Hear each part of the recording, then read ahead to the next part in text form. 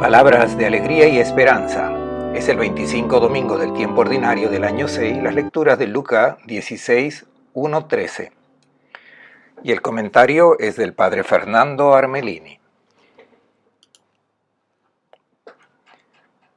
Jesús decía a sus discípulos: un hombre rico tenía un administrador. Le llegaron quejas de que estaba derrochando sus bienes. Lo llamó y le dijo: ¿qué es lo que me han contado de ti? Dame cuentas de tu administración, porque ya no podrás seguir en tu puesto. El administrador pensó: ¿qué voy a hacer ahora que el dueño me quita mi puesto? Para acabar, no tengo fuerzas. Pedir limosna me da vergüenza. Ya sé lo que voy a hacer para que cuando me despidan, alguno me reciba en su casa. Fue llamando uno por uno a los deudores de su señor y dijo al primero: ¿cuánto debes a mi señor? Contestó: 100 barriles de aceite. Le dijo: toma el recibo, siéntate enseguida y escribe 50. Al segundo le dijo: ¿y tú cuánto debes? Contestó: 40 toneladas de trigo. Le dice: toma tu recibo y escribe 30. El dueño alabó al administrador deshonesto por la astucia con que había actuado, porque los hijos de este mundo son más astutos con sus semejantes que los hijos de la luz. Y yo les digo que con el dinero sucio se ganen amigos, de modo que cuando se acabe, ellos los reciban en la morada eterna. El que es fiel en lo poco, es fiel en lo mucho. El que es deshonesto en lo poco, es deshonesto en lo mucho. Si con el dinero sucio no han sido de confianza, ¿quién les confiará el legítimo? Si con lo ajeno no han sido de confianza, ¿quién les confiará lo que les pertenece a ustedes? Un empleado no puede estar al servicio de dos servidores, porque odiará a uno y amará al otro, o apreciará a uno y despreciará al otro. No pueden estar al servicio de Dios y del dinero. Un buen domingo para todos. El texto evangélico de hoy nos presenta una parábola que a primera vista resulta difícil de entender, porque parecería que Jesús propone a un administrador deshonesto como a alguien a quien hay que imitar. Dice el texto que el dueño alabó al administrador deshonesto. Trataremos de comprender cuál es la razón por la que este administrador es alabado. ¿Por qué? ¿Porque era ladrón o porque había actuado con sabiduría? En la explicación lo trataremos a dos niveles. Ante todo, acompañaremos a la parábola que da la impresión de que sea un caso que ha acontecido realmente, ya que es muy concreta en la descripción. Debemos colocarla en el contexto social y económico del tiempo de Jesús, o sea, el del latifundismo. Existen en Israel algunas llanuras muy buenas y muy fértiles. Pensemos, por ejemplo, en las llanuras de Sharon, en la costa del Mediterráneo, que es muy fértil, donde hay mucha agua disponible. Luego está la llanura de Esdrelón, también fértil, que va del mar Mediterráneo hasta el río Jordán. La llanura de Netofá. Ninguna de estas llanuras pertenecía a pequeños propietarios, sino a los grandes latifundistas. Estos vivían en las grandes ciudades como Alejandría, Éfeso, Antioquía, incluso en Roma.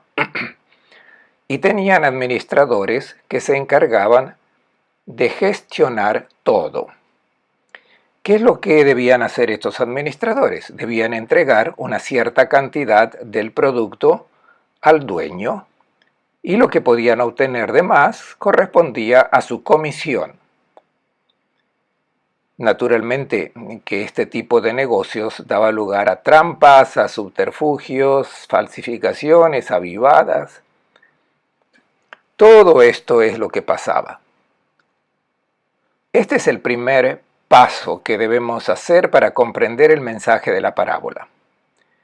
El segundo paso, o el segundo nivel, es el de identificar a los personajes para poder comprender el mensaje.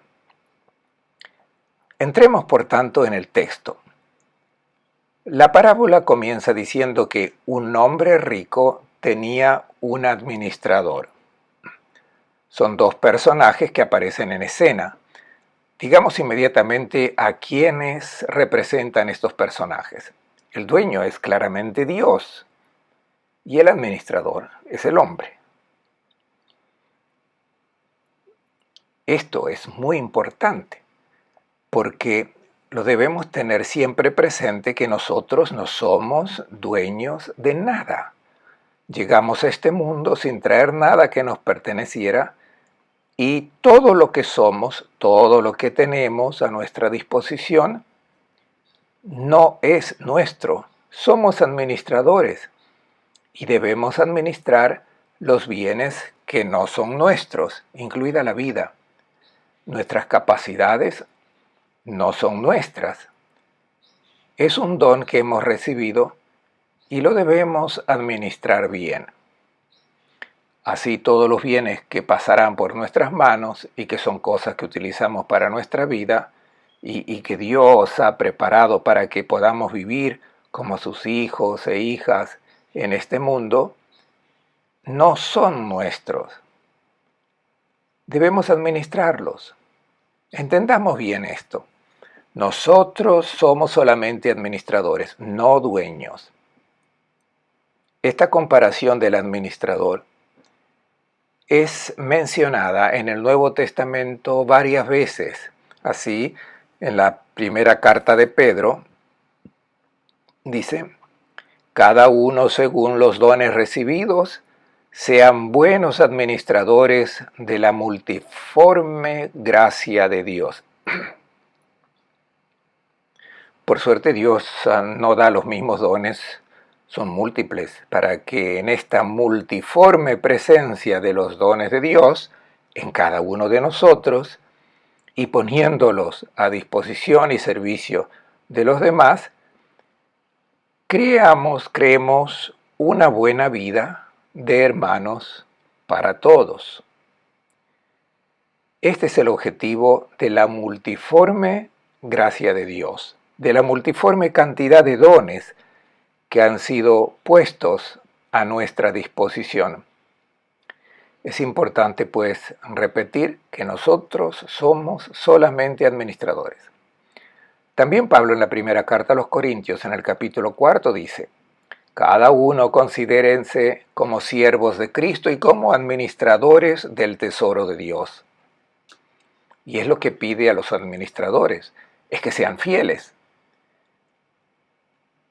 Lo importante es tener en cuenta que de la administración de estos bienes que no son nuestros, el dueño nos pedirá cuenta. Somos peregrinos en este mundo y debemos tenerlo siempre presente. De otra manera, construiremos nuestros palacios convencidos que los habitaremos eternamente. Estamos de paso, somos extranjeros, vivimos en un mundo que no es nuestro, no es el definitivo. Somos como el peregrino en el desierto que es dueño solamente de la tierra donde pisa. Y cuando da un paso adelante, esa tierra pertenece ya a otro. O sea, estamos de viaje. Somos extranjeros, somos peregrinos y administradores de bienes que no son nuestros. Entonces, aquí están introducidos estos dos personajes. ¿Qué le pasa al administrador? no ha administrado bien las propiedades del dueño y es acusado de despilfarrar estos bienes. Y esta es la primera escena de esta parábola, que tiene lugar en la casa del dueño. El dueño convocó al administrador porque en cierto momento esta administración se acaba y hay que dar cuenta. Le dice al dueño: ¿qué es lo que me han contado de ti? Dame cuentas de tu administración, porque ya no podrás seguir en tu puesto. Ya mencionamos anteriormente que las trampas, los subterfugios, los robos eran cosa cotidiana. En este contexto de grandes propietarios y de administradores, pasaba que los administradores, como en este caso, vienen destituidos. Dame cuenta de tu administración porque ya no podrás seguir en tu puesto. Ya no podrá disponer de esos bienes. Ya no son suyos. Debe pensar en su futuro, en su nueva vida, donde los bienes que tenía antes ya no existirán, ya no contarán para nada. Claramente es lo que nos pasará a cada uno de nosotros en este mundo. Hay que saber administrar bien los bienes, porque en cierto momento estos bienes ya no tendrán valor. En el futuro el dinero perderá su valor. Aquí vale mucho, te dan prestigio, te dan placer, pero en el futuro pierden su valor. Incluso todo el prestigio de que gozamos en este mundo ya no valdrá para nada en el futuro. Entonces llega el momento de presentar los libros de contabilidad y se hace la evaluación de lo que ha hecho el administrador. Este administrador ha sido acusado y ni siquiera trata de defenderse, pues se da cuenta que los hechos son tan claros que no vale la pena justificarse.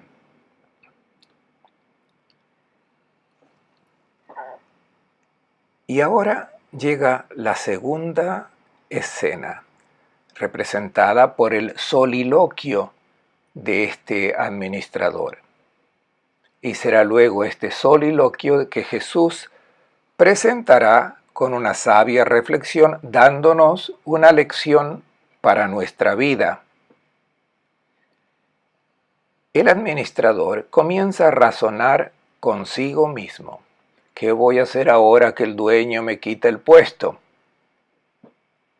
¿Qué voy a hacer? Es muy importante para nosotros, pues hay que tener presente que la administración de los bienes que no son nuestros, los bienes que tenemos en este mundo, acabarán. Entonces, ¿qué hacer?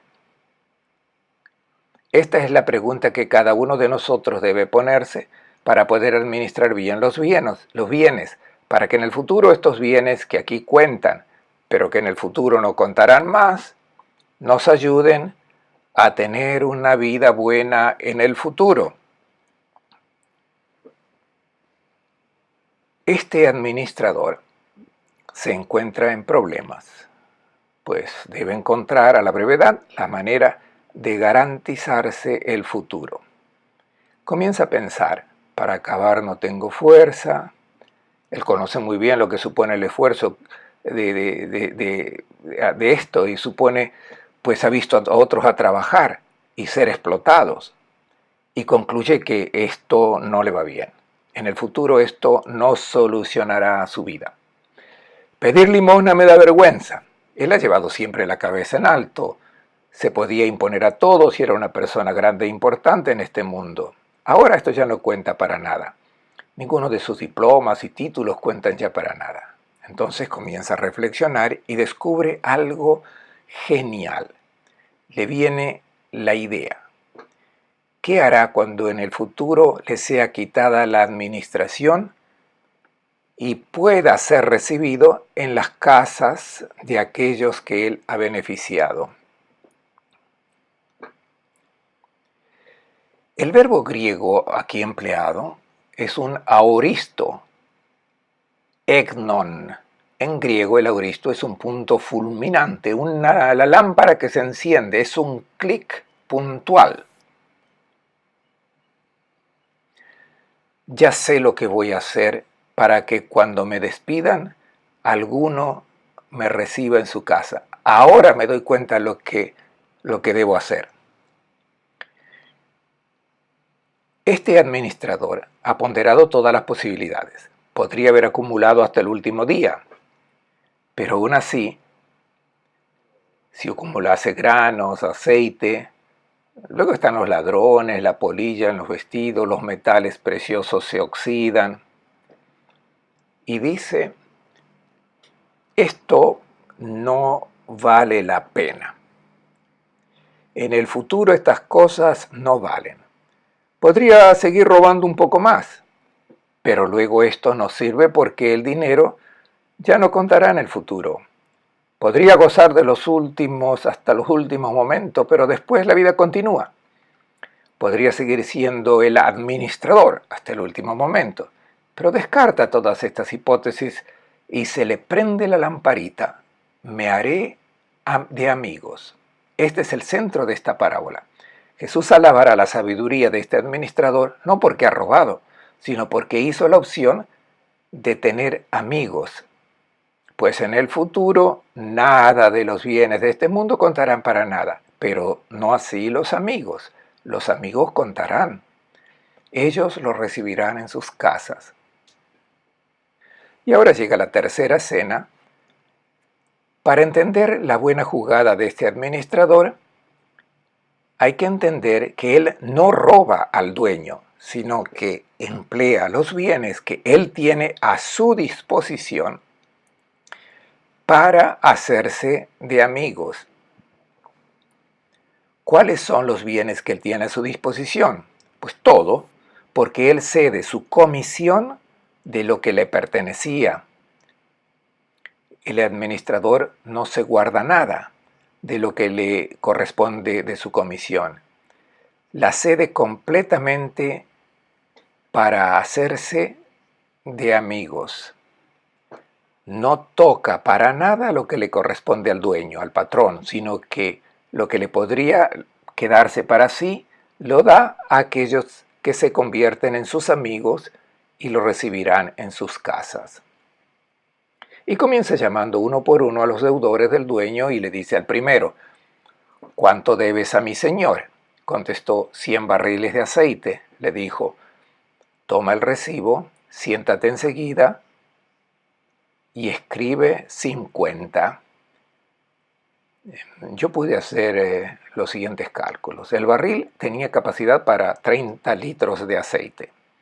Por tanto, 100 barriles de aceite equivalen a 3.000 litros de... 100 barriles equivalen a 3.000 litros de aceite. Y el cálculo es que para producir 3.000 litros de aceite se necesitaban 150 olivos.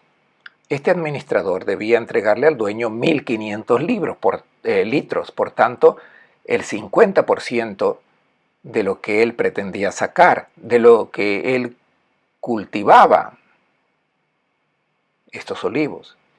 ¿Qué hace el administrador? Cede el 50% que antes retenía para sí, hace la opción entre acumular estos bienes para sí o cederlo para conquistar a un amigo. Y hace la opción del amigo. Y esto es lo que Jesús elogia, dice, ha hecho una buena opción.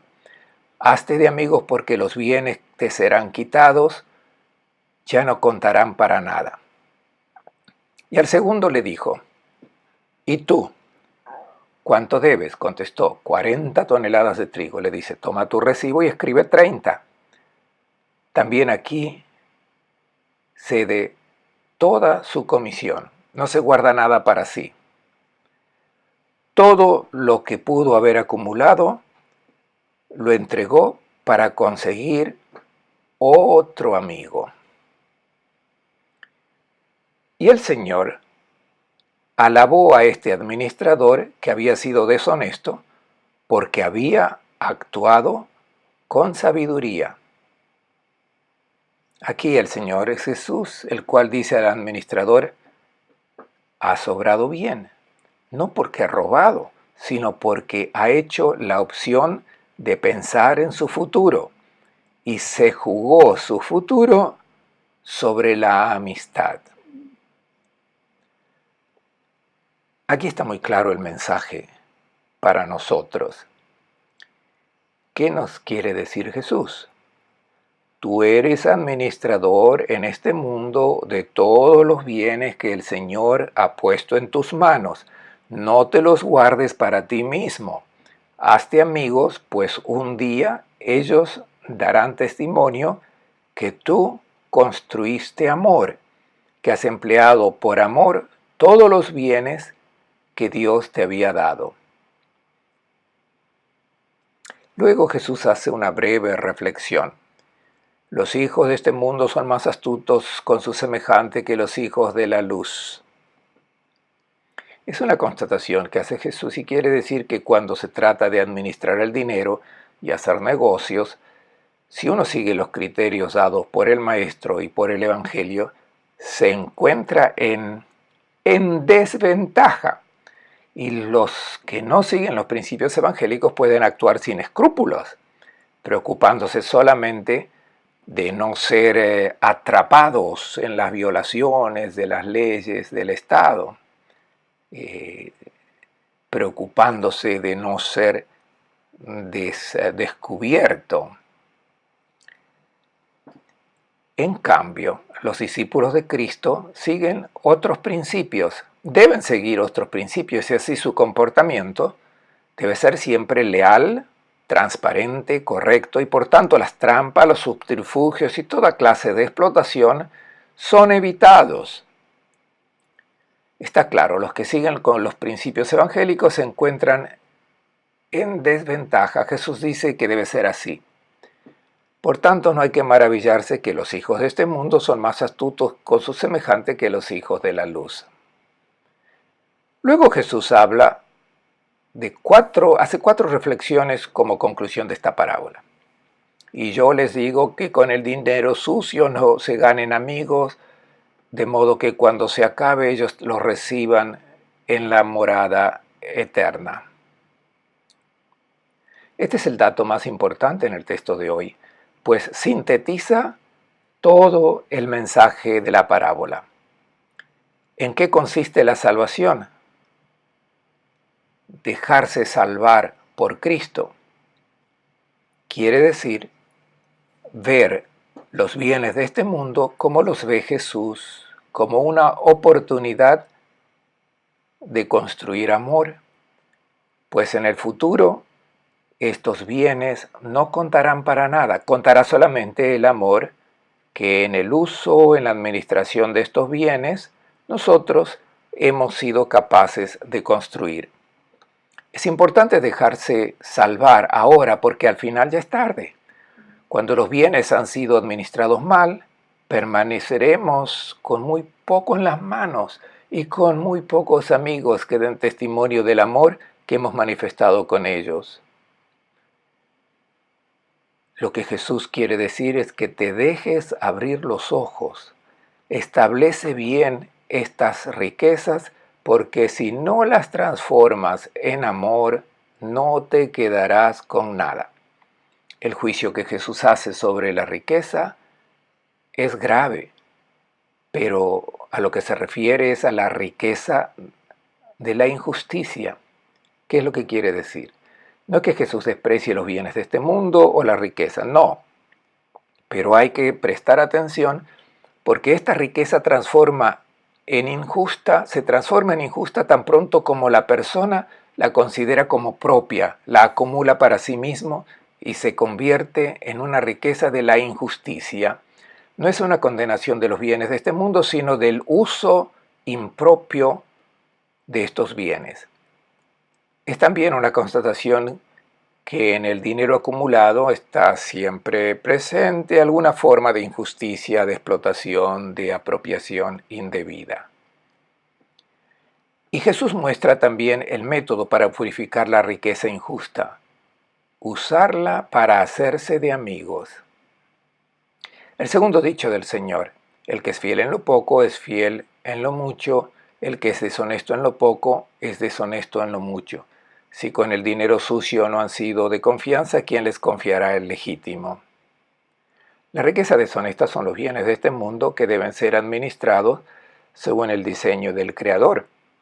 Esa es la verdadera y la que se nos da si nosotros la hemos administrado para construir amor con los bienes de este mundo. El tercer dato es también muy importante. Si con lo ajeno no han sido de confianza, ¿quién les confiará lo que les pertenece a ustedes? Estas palabras son muy importantes porque la riqueza que nosotros tenemos en nuestras manos es un don de Dios, pero es para los demás, para los otros, no es nuestra. Esta es la visión que Dios nos presenta y que nosotros debemos tener siempre en consideración si es que queremos ser buenos administradores. Los bienes no son nuestros, la riqueza es para los demás. Nosotros solamente debemos compartirla con quienes tienen necesidad. De lo contrario, no nos pertenece. Se transforma en nuestra si la compartimos. Y así es nuestra porque se ha convertido en amor. El último dicho: un empleado no puede estar al servicio de dos señores porque odiará a uno y amará al otro, o apreciará a uno y despreciará al otro. No pueden estar al servicio de Dios y del dinero. Son dos dueños que dan órdenes opuestas. Dios te dice: comparte tus bienes para construir amor. Y la riqueza, el dinero, te dice: acumula, aumenta tu cuenta bancaria, emplea todo eso para ti mismo. Empléalo de forma egoísta pensando en los placeres que estos bienes te pueden dar. Dan órdenes opuestas. Hay que hacer la opción: servir a Dios o ponerse al servicio de una riqueza que se transforma en un ídolo que te esclaviza. Promete muchas cosas, te da mucho, pero al final te deja con las manos vacías. Les deseo a todos un buen domingo y una buena semana.